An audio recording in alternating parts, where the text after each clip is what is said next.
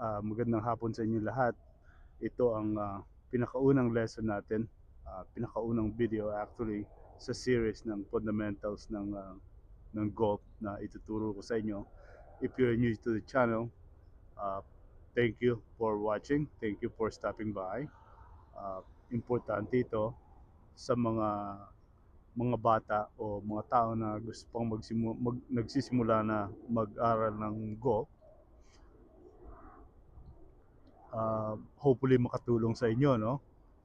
I talk about what nice to have. What nice to have sa bago mong hobby.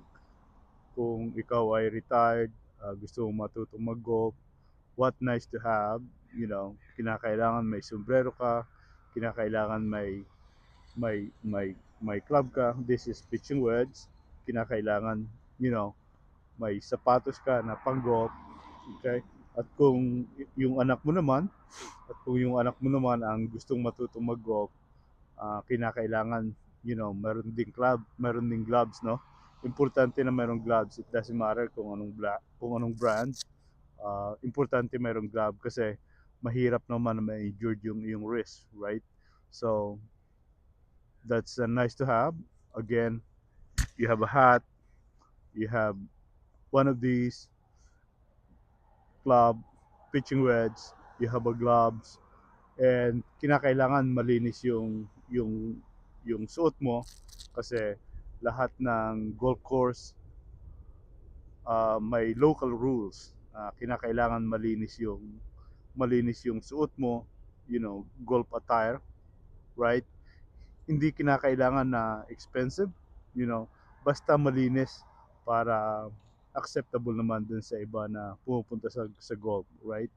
At saka sombrero importante kasi kung tamaan ka, at least may protection ka kung meron kang sombrero. Yun ang pinaka-importante sa golf, yung fundamentals na kinakailangan, kung ano yung regulation, kung ano yung rules, na local rules ng golf course, kinakailangan you have to have it. Okay? Importante yun. So those are the things that important sa pag-aaral mo ng golf. And then ipapaliwanag ko na rin sa inyo kung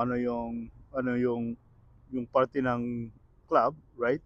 So, itong party ng club, this is your grip, right? Ito naman, the whole thing right here is the shaft, and this one is the club head. The whole thing is the club head, right? So, yan ang importante na, at least malaman mo before you start at maituro mo sa mga anak mo kung ano yung party ng golf club. All right? Okay? And hopefully this session makatulong sa inyo.